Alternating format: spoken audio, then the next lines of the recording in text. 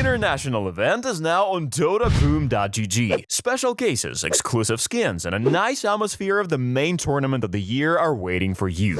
Get 50 cents for signing up and open a case for free.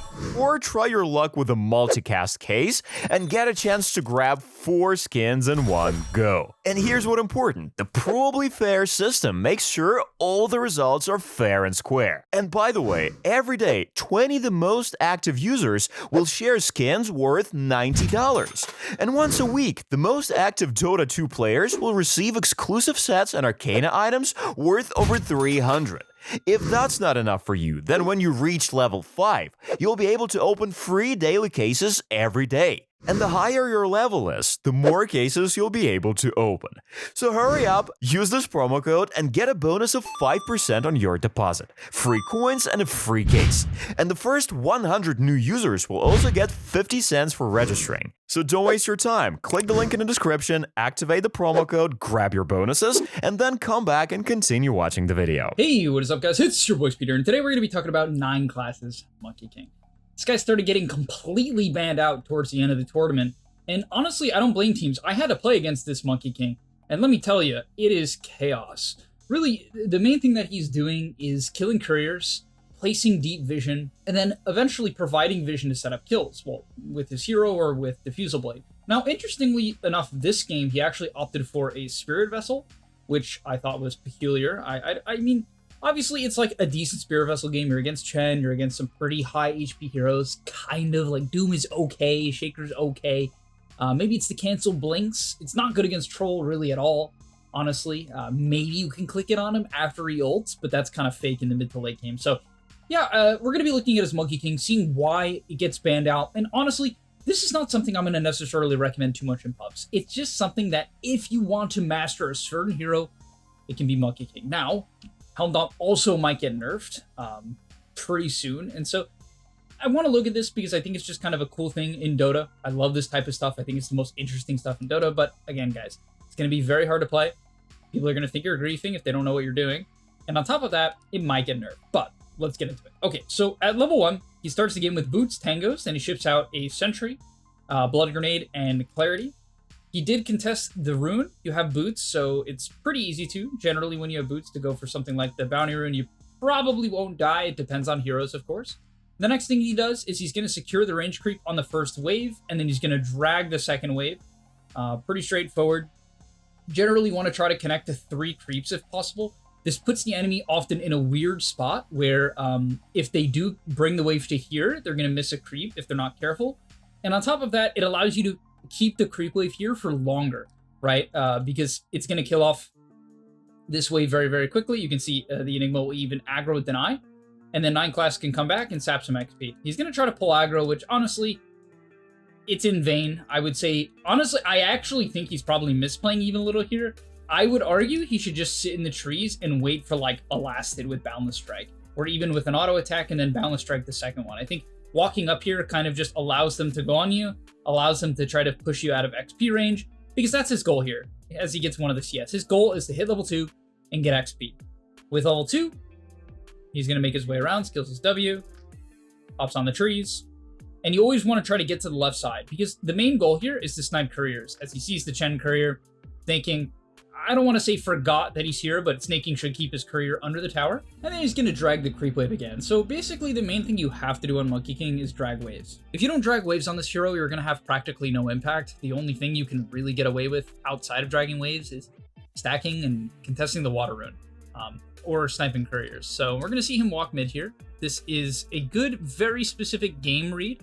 I would say when you have heroes like Bop or Leshrac or Death Prophet or Shadow Fiend, these high damage range heroes, you should be looking to go mid. If you don't, you're laning with, or you have something like an Earthshaker and the enemy mid is like a range hero that's full HP, don't go mid. You're going to waste your time. You're going to be looking for a kill that's just not going to happen. You got to know your matchups. So yeah, he's going to come around, use his Mischief to get here quicker. And eventually, as the Shaker steps up, he finds a really good moment where Shaker goes for last hit, hops in, couple autos, didn't even need the Blood Grenade, and it's first blood for no one, which is a massive kill. He shipped out another Clarity, which you definitely need on this hero. Your spells are reasonably expensive, and I would say another thing is that he's against Chen. as he places a late ward to snipe couriers. Didn't place this early, which you can do. You can place early game wards to snipe couriers. He opted not to, but he's going to place a late one here.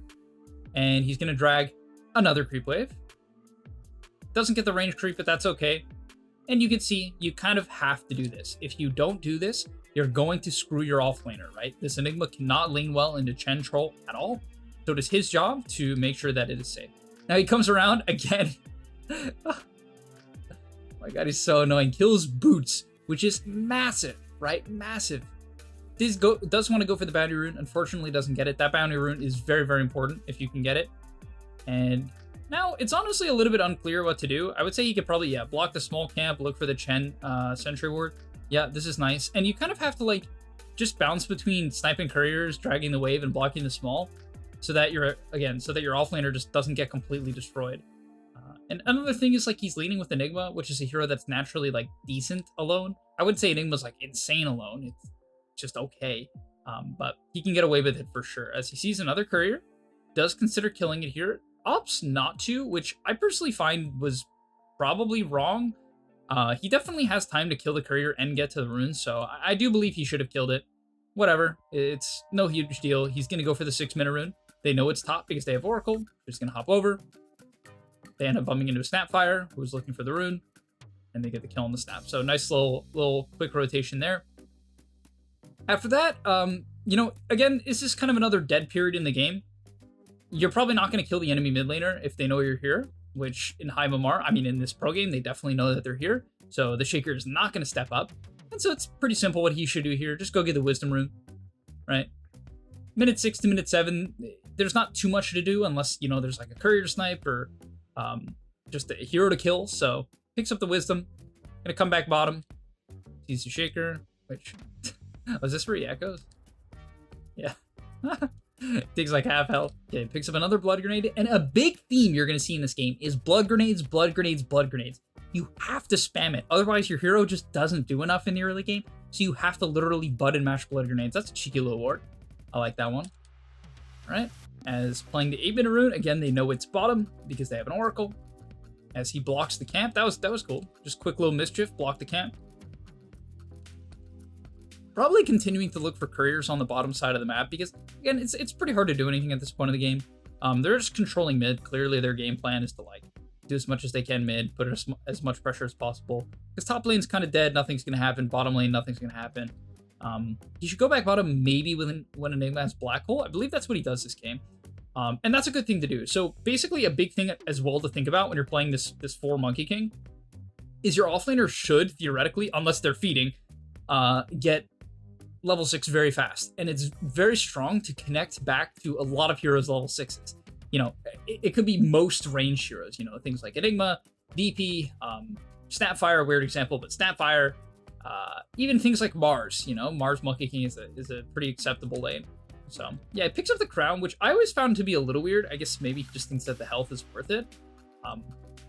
Sure, definitely okay, as he's gonna come back bottom. And this is kind of what I was talking about. I don't know, these echoes on idle. He's going to come back bottom here. He's got in the area, sapping some XP, that's fine. Steals the creep. Some rat gameplay. And eventually they're going to look for a kill on Troll. Unfortunately, he didn't have a stun here, as the Troll steps up very aggressively. This was pretty big misplay from Skeeter. The Hand of God comes out to try to bail him out. And it does get a lot of work done. The Doom comes in to clean up the Enigma because of it. But yeah, rotates back in on the Enigma 6. Kills off the Troll, blood grenade, chase down on the Doom. Like, he's not doing much besides throwing a blood grenade here. His E missed. He didn't even have his Q. So that's kind of the problem with this hero. That's why a lot of players, you're just going to tilt your team. It's not that this hero, you're not going to do that much in the early game. You can see he's contesting runes, he's sniping couriers, he's setting up the occasional kill, kind of. He got the snap, he helped out with the Troll there. But you're not going to do that much. Really, the couriers is the big thing. Oh, I love this play. I actually want to talk about this very specifically. So any game you're playing where you're able to open the offlane tower, you should think about stack pulling the large cap. Because if you open the tower and you don't do this, the enemy carry is not that sad. It's not that it's bad to open the tower, it's not terrible, it just doesn't do that much at this point in the game. It's good for the entirety of the game because it allows you to control the gates, things like Tormentor, just general smoke plays into this area. It's strong, but it's particularly strong if you're able to stack pull. And the reason why this is so damn good on Monkey King is because you, again, don't do that much yet, right? You're not going to destroy the map. You're not going to, go kill someone, set up a kill like a level 6 Nyx Assassin would. You're not going to get track kills like Bounty Hunter. So it's really good to make these high value, high tech plays. And that's why most people will just not have impact on this type of thing, because they're just going to miss a power rune. They're going to miss a water rune. They're going to miss a bounty rune. They're going to miss a courier kill. They're going to miss this stack pull. Very important stack pull. Like, honestly, this is probably the most impactful play of the game up until now. It's up there. I'm not just saying that. It really is. It slows down the Doom's game a lot. It gives an Enigma a stack to Helm Dom and to farm. It denied an entire wave. Like, it's super, super high impact. Here, he snipes a smoke. I don't know if it was intentional, but he ends up bumping into a smoke, which I would say is probably fine, right? Tanks are for the Enigma to some extent. After that, he TP's back bottom. Again, not much to do. This is actually where I think he makes the biggest misplay of the game. He sort of forgets. I mean, maybe he's like, they scan the wisdom to see if that the Doom is going to go for it. Maybe he thinks Doom is just not going to do it because he's going to the bot rune, right? They're trying to take a big fight on it, bait the quap. However, they lose double wisdom, which is super bad because you desperately need levels on this hero. The reason why is Simian Stride now goes to level 5. So once you hit level 8, you can have max out Simian Stride, and that allows you to hop on trees with no cooldown. And what's really broken about it, we'll see it later on, is the cooldown doesn't go on cooldown even if you take damage. So once you get on the trees with max Simian Stride, you can't be canceled. You can just keep jumping unless you get chopped, right? So it's really good. Big misplay there. I definitely think they overplayed the regen rune. If you know it's a regen rune, it's not that game-changing when both mids are full resource, in my opinion. It's fine, but it's not OP. This here, I kind of would have liked to see him stack this camp into a pull. I don't know why he normal pulled. I find that to be a bit odd. Maybe it's for just pace. He wants to go to the gate. I can kind of see that. They're trying to take a fight top, but kind of nothing ends up happening, so I do feel that... Okay, so, is that Cap? Maybe he helps kill this Doom. Is this stun really important here? Yeah, it's pretty important. Alright. Alright, 9 class to go. I mean, yeah, ends up being probably correct, right? Gets to that kill. Very nice. Okay, just kind of scouting out the Torm. I mean, sorry, the gate. Did he snap? Oh, did she place a ward? No. Okay, crit. I don't want to say crit gets lucky. Okay, he already had a warden area on crit, so that's kind of why he doesn't opt to place a ward, but he would have gotten scouted, and, that's another big outplay you can make. Just kind of following supports, seeing if they place an ops by clicking on their inventory as he ships out another clarity. By the way, you need quite a bit of clarities on this hero. Just don't forget that. As he ships out another clarity, right? His courier, 2 sentries clarity, and you have to buy sentries. If you play +4 Monkey King and you aren't buying significant amounts of sentry wards, obviously don't delay your Helm Dom too much, but especially once you complete Helm Dom, you should have like 1, maybe 2 pre-Helm Dom, maybe 3. But once you get Helm Dom, you should be buying quite a bit of sentries. This hero is very good at dewarding dangerous areas, right? You can get there quickly and get out quickly. You're very good at scouting the wards like we just talked about. So like, I hate when +4 players don't buy any sentries. It's terrible on every 4. It's particularly bad on these, high mobility, hard to catch +4 heroes, especially the melee ones, right? Because they're a bit tankier usually. So please don't skip out on it. Now he gets his Helm Dom, looking to get a creep here. Hellbear, gonna farm up the camp, nothing crazy here. This is where the hero gets pretty juicy as you get full XP, full gold, even gonna farm up this camp. And yeah, you farm pretty efficiently. Primal Spring is very, very high damage as he pops another clarity. And a benefit to this urn as he pushes out the wave is that you do get to buy this Sage's Mask, which is super, super, convenient, definitely nice. As he could farm up the camp here. Oh, I'm sorry, it's not level 8 with the Simian Strike Max, it's level 9. My apologies, guys. As he's gonna come over mid here. Think about clearing up the wave, but okay, he's prioritizing the fight. Brick the creep wave. Probably a pretty easy stun on the Chen here. I actually thought he was going to try to stun through them there, but he didn't. I like his decision not to stun Doom. I think it would have been too hard of a kill. Just stun up the Chen, secure the kill. Almost secure the kill. The Satyr Blast from Satanic, actually, that wasn't even his Helm Dom. So goofy. They have 3 Helm Doms this game. I don't know, it's so stupid. It's actually so stupid. But okay, Clint completes Urn here. And by the way, a big thing about Helm Dom, guys, is because you get the golden XP, you want to use it like quite a lot. You can use it unless you have like some optimal creep, which I would say in general, the optimal Helm Dom creep is the Troll creep. It kind of just does a billion damage and it gives you tower threat, especially in the early game. Like if you get a very, very fast Helm Dom and there's still tier 1s up, the Troll creep is kind of just far above the other ones as he converts a fish. And it's a cute little play, you know? It's like stuff like this where he's trying to have... Okay, he should have sent the fish left to delay the tower push. I actually thought that's what he was doing. I mean, he's like sort of dragging away by... I guess he saves his Helm Dom creep here, just trying to stop ATF from getting the Helm Dom. Gonna look to convert a creep pretty deep here, places a sentry, deep ops. And this is where Monkey King really starts to get nasty because you have level 9. You have level 9, you have Helm Dom, so you can cut waves, you can connect waves. And what's pretty cool is if you get the right creep, let's say you get like a Hellbear. Okay, he actually should have, yeah, I was gonna say he should snipe Chen Courier instead of stunning Troll there. Like, these Courier snipes are your highest impact play at this point of the game. By far. Guys, this is a 350 gold snipe, right? I mean, that is insane. Absolutely ridiculous how much gold it gives to snipe Couriers at this point of the game. And people just don't realize that. It's also obviously just kind of value because people aren't getting this. Oh, double wisdom again. I can't believe Paravision ran them over this game. Like, in the end. Because, oh, what a play from Snake King, chopping the tree.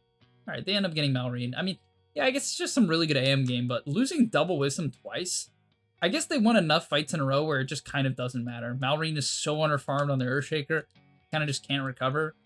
And so, yeah, I mean, that's probably the biggest reason why it just ends up not mattering too much this game. He's going to kill off a Cinder Creep. Let's see where he sends his next Helm Dom. Okay, no, he's got the Wild Wing mid at this point. What is he looking to do with it? Kind of just scouting. And that's a big thing you can do as well. You can scout things like Roche, scout Torm, kind of just send around the creep, give info, see what's going on. Silver finds Troll Creep. You basically always convert Troll Creep if you get it. The only exception to that, in my eyes, is let's say you stack up creep waves with your Helm Dom. You can take things like Hellbear and Satyr to kill off stacked waves, right? Where if you might not even know what I'm talking about. It's where basically you run the Helm Creep down a lane so that the creep wave follows it, and then you bring it to the next creep wave. And that can be really, really good. So you can just like burst waves with heroes like Quap or Alk or, you know, SF, stuff like that. It's just very, very efficient at times. It's particularly efficient if you want to sack your own game and enable a core, which can be great. I actually think it's maybe something more players should think about. And the Chen has more net worth than Earthshaker. That is not good. So he sends his Helm Creep top. Looks like maybe he's going to drag the wave. I would kind of like that. Was he farming it? Okay, he's just farming it.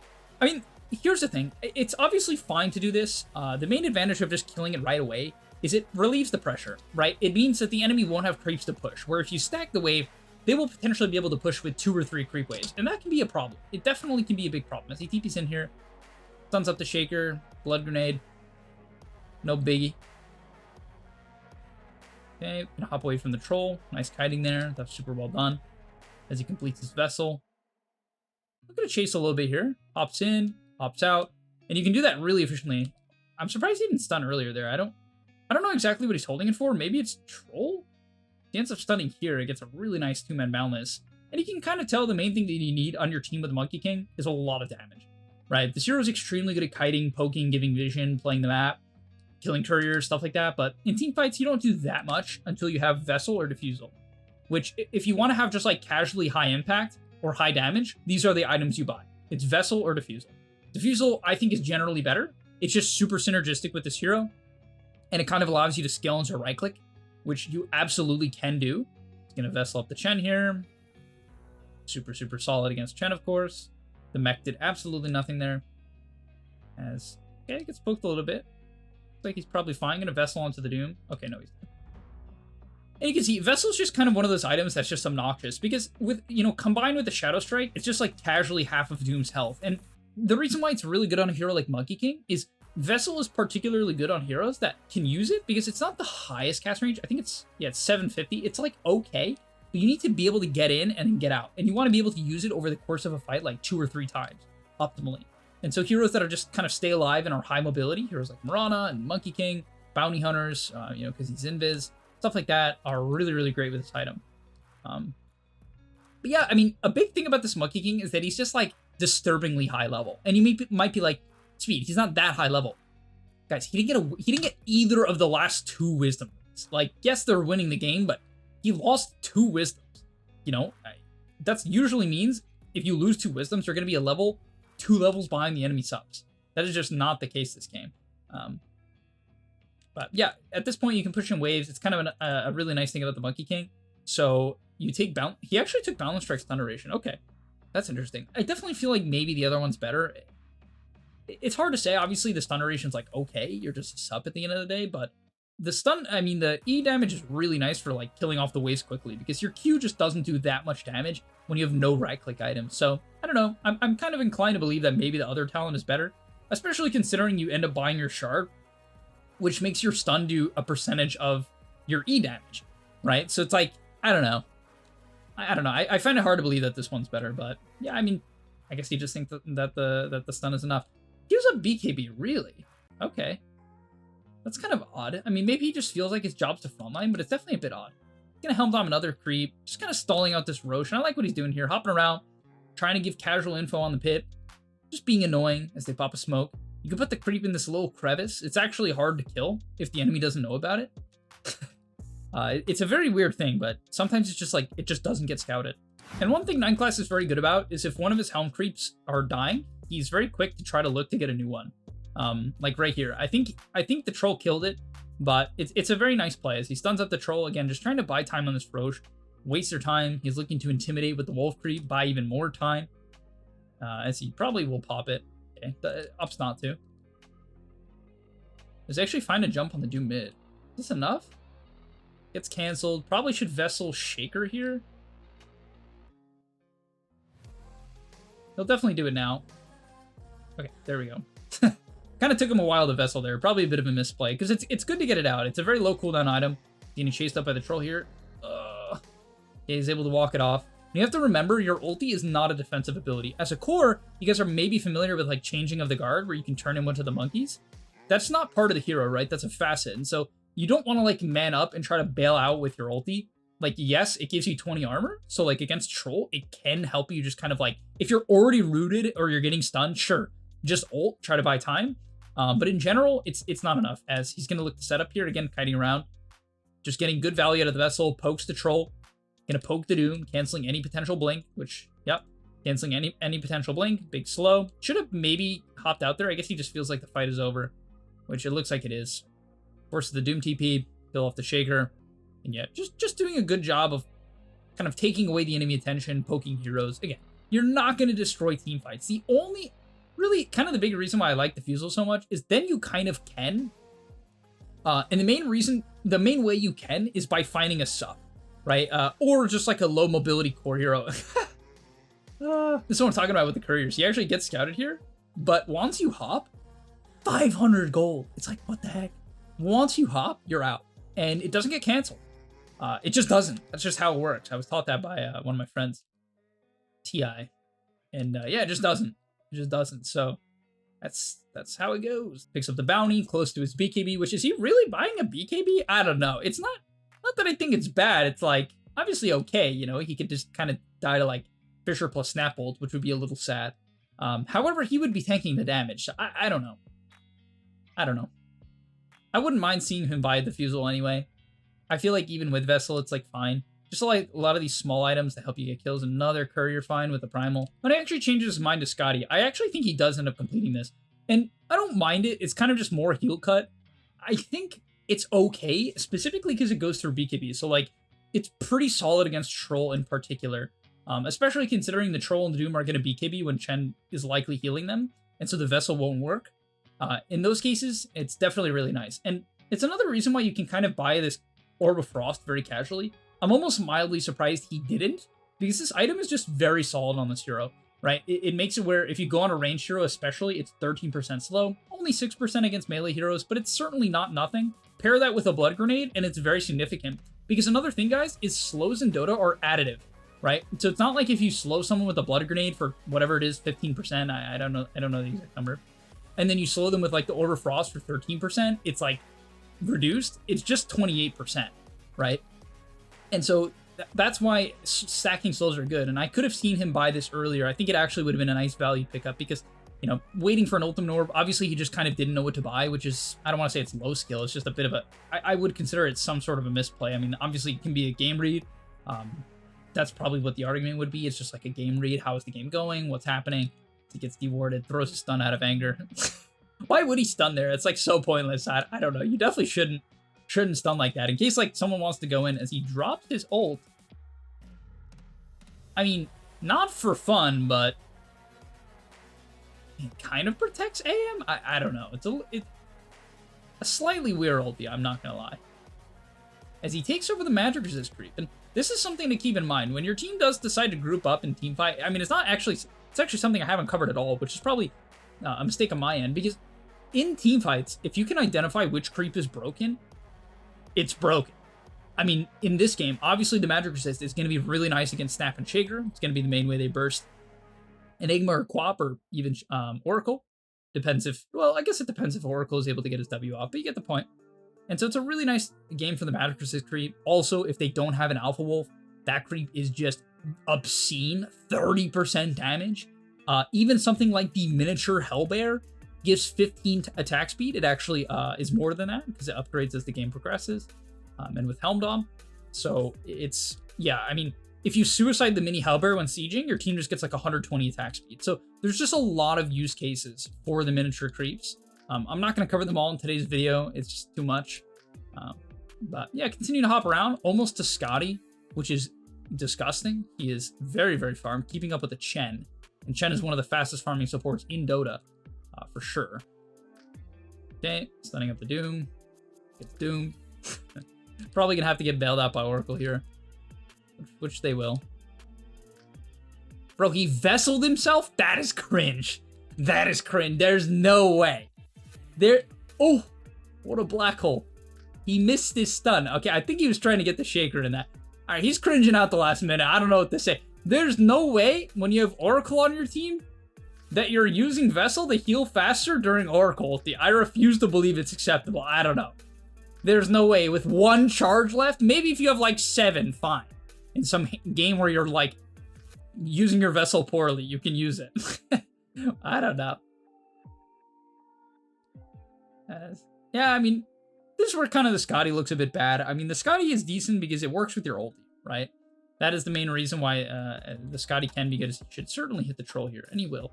But yeah, I'm not so sure about it. I think just general utility items, again, I do love the Diffusal. The casual mana burn, even during your ult, it's just super, super good. But you can buy anything. You can buy things like Solar, Vlad's. You can play full utility. It's absolutely acceptable. However, I would say generally, I'm the biggest fan of trying to like mildly scale, which is why like his items, I mean, the Vessel looked okay this game. It didn't look great. Honestly, I feel like it didn't do that much. It was a bit annoying for like the Doom at one point, kind of. So yeah, I think I would have preferred the Diffusal. It just sets up your ult and makes your ult do a billion more damage and also just be very impactful in terms of mana burn. You know, mana burning a hero like Doom or Troll is super high impact. And so yeah, I kind of would have liked to see maybe, you know, Diffusal into Treads into BKB. I think would be very natural item progression that would perhaps scale a bit better this game. But okay, thank you guys so much for watching. I'll see you in the next one. And I'm out. Peace.